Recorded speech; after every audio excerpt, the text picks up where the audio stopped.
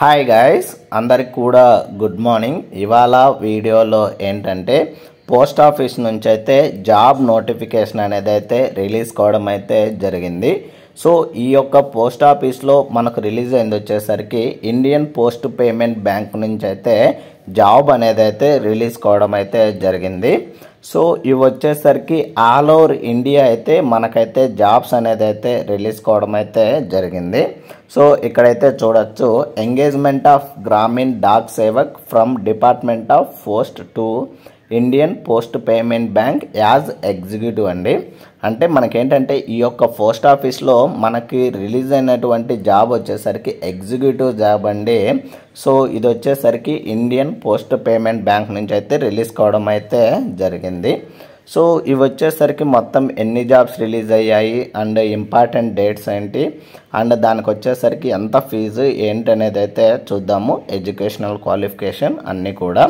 And ఇంకోటి ఏంటంటే daily ఒక వీడియో అప్లోడ్ చేస్తుంటే చాలా నోటిఫికేషన్స్ అయితే అప్లోడ్ చేయడానికి డిలే అయితే అయిపోతుంది. సో డైలీ నేనైతే 2 వీడియోస్ అయితే చేద్దాం అనుకుంటున్నా. సో డైలీ ఎవ్రీ టైం మనమైతే 11:30కి ఒక వీడియో అలా అయితే చేస్తున్నాను.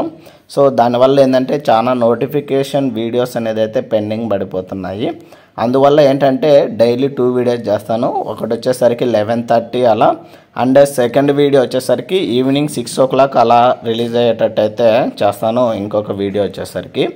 సో మొత్తం మనకు రిలీజ్ అయినటువంటి జాబ్స్ వచ్చేసరికి ఈ యొక్క గ్రామీణ్ డాక్ సేవక్ నుంచి సో మొత్తం 348 జాబ్స్ అనేది అయితే రిలీజ్ కావడం అయితే జరిగింది.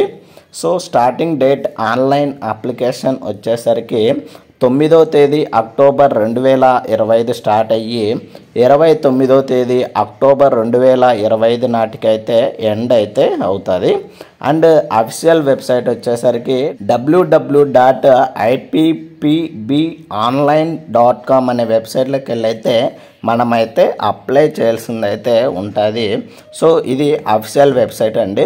సో అప్లై చేసేటప్పుడు మొబైల్ ఏంటంటే సో వర్టికల్గా కాకుండా హారిజాంటల్గా పెట్టి మీరైతే అప్లై చేయడానికి అయితే చేయండి. సో ఎందుకంటే వర్టికల్గా అయితే మనకు అప్లై చేయడానికి అయితే అలో అయితే లేదండి. అండ్ వీడియోను ఎవరైనా కానీ కొత్తగా చూస్తున్నట్లయితే please like, share and subscribe చేసుకోవడం అయితే మర్చిపోద్దండి గైస్. ఇలాంటి మరిన్ని వీడియోస్ అండ్ మరిన్ని అప్డేట్స్ కోసం అయితే. సో నెక్స్ట్ వచ్చేసరికి మనకు ఆల్రెడీ చెప్పుకున్నాము, రిలీజ్ అయింది వచ్చేసరికి ఎగ్జిక్యూటివ్ జాబ్ అండి. సో మొత్తం రిలీజ్ అయినటువంటి జాబ్ వచ్చేసరికి 348 జాబ్స్ అనేది అయితే రిలీజ్ కావడం అయితే జరిగింది.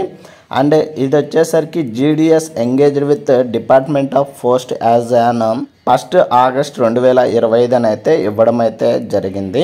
సో ఈ యొక్క 348 జాబ్స్ నుంచి స్టేట్ వైజ్ వేకెన్సీ డీటెయిల్స్ అనేది అయితే ఇవ్వడం జరిగింది. సో ఈ యొక్క స్టేట్ వైజ్ వేకెన్సీ వచ్చేసరికి ఆంధ్రప్రదేశ్ స్టేట్ నుంచి వచ్చేసరికి 8 వేకెన్సీ అనేది అయితే రిలీజ్ కావడం అయితే జరిగింది. అండ్ అదర్ స్టేట్స్ కూడా రిలీజ్ కావడం అయితే జరిగింది. Assam, Gujarat, Kerala and north east నుంచి ఎన్ని జాబ్స్ రిలీజ్ అయ్యాయి. అండ్ నెక్స్ట్ వచ్చేసరికి తెలంగాణ నుంచి వచ్చేసరికి 9 జాబ్స్ అనేది అయితే రిలీజ్ కావడం అయితే జరిగింది. సో ఇది వేకెన్సీ డీటెయిల్స్ విషయానికి వచ్చేసరికి. అండ్ వచ్చేసరికి నెక్స్ట్ జాబ్ ప్రొఫైల్ అనేది అయితే ఇవ్వడం అయితే జరిగింది. నెక్స్ట్ వచ్చేసరికి 4th వన్ వచ్చేసరికి ఎలిజిబిలిటీ క్రైటీరియా విషయానికి వచ్చేసరికి సో ఈ యొక్క ఎలిజిబిలిటీ క్రైటీరియాలో age limit and educational qualification ఏంటి అండ్ ఎక్స్పీరియన్స్ అనేది అయితే ఇవ్వడం జరిగింది. సో ఈ యొక్క ఏజ్ లిమిట్ అనేది ఏంటంటే 20 నుంచి 35 సంవత్సరాల మధ్యలో అయితే ఏజ్ లిమిట్ అనేది అయితే ఇవ్వడం జరిగింది. సో అది ఎప్పటికంటే 1st August 2025 నాటికి మన ఏజ్ అనేది 20 నుంచి 35 సంవత్సరాల మధ్యలో అయితే ఏజ్ లిమిట్ అనేది అయితే ఉండాలి ఈ యొక్క ఎగ్జిక్యూటివ్ జాబ్కి అండి. సో నెక్స్ట్ వచ్చేసరికి ఎడ్యుకేషనల్ క్వాలిఫికేషన్ విషయానికి వచ్చేసరికి ఎనీ గ్రాడ్యుయేషన్ అనేది అయితే కంప్లీట్ అయితే చేసి ఉండాలి. అది రెగ్యులర్లో కానీ లేదా డిస్టెన్స్ లెర్నింగ్లో కానీ కంప్లీట్ అయితే చేసి ఉండాలి ఈ యొక్క ఎడ్యుకేషనల్ క్వాలిఫికేషన్ అండి. సో ఎవరైనా డిగ్రీలో బీటెక్ కానీ లేదా బీఫార్మసీ కానీ గ్రాడ్యుయేషన్లో BA, BCom, BSc చేసినటువంటి వాళ్ళు ఎవరైనా సరే ఈ పోస్ట్కి అయితే ఎలిజిబుల్ అండి. అండ్ ఎక్స్పీరియన్స్ విషయానికి వచ్చేసరికి దీనికి ఎటువంటి ఎక్స్పీరియన్స్ అయితే అవసరం లేదండి. సో ఫ్రెషర్స్ కూడా దీనికైతే అప్లై అయితే చేయొచ్చు. అండ్ నెక్స్ట్ వచ్చేసరికి పే అండ్ అలవెన్సెస్ విషయానికి వచ్చేసరికి మంత్లీ మనకైతే 30,000 శాలరీ అనేది అయితే ఇవ్వడం జరుగుతుంది ఈ యొక్క ఇండియన్ పోస్ట్ పేమెంట్ బ్యాంక్ అండి. సో దీనికి వచ్చేసరికి నెక్స్ట్ అదర్ అలవెన్సెస్ కూడా ఇవ్వడం అయితే జరుగుతుంది. అండ్ నెక్స్ట్ వచ్చేసరికి టెన్యూర్ వచ్చేసరికి ఫస్ట్ 1 year అయితే మనమైతే వర్క్ చేయాల్సింది అయితే ఉంటుంది. దాని తర్వాత ఎక్స్టెన్షన్ అనేది అయితే చేస్తారు 2 years అండి. సో ఇలా ఎక్స్టెన్షన్ చేసుకుంటూ వెళ్తారు, కానీ నాకు తెలిసి ఇదైతే పర్మనెంట్ జాబ్ అనేది అయితే కావండి. సో దీంట్లో ఏంటంటే ఎక్స్టెన్షన్ చేస్తూ మనకైతే మంత్లీ 30,000 కింద శాలరీ అనేది అయితే వస్తూ ఉంటుంది. బట్ ఏంటంటే ఇవైతే పర్మనెంట్ జాబ్స్ అనేది అయితే కావు. మళ్ళీ చెప్తున్నాను, ఇవి వచ్చేసరికి పర్మనెంట్ జాబ్స్ అయితే కావు.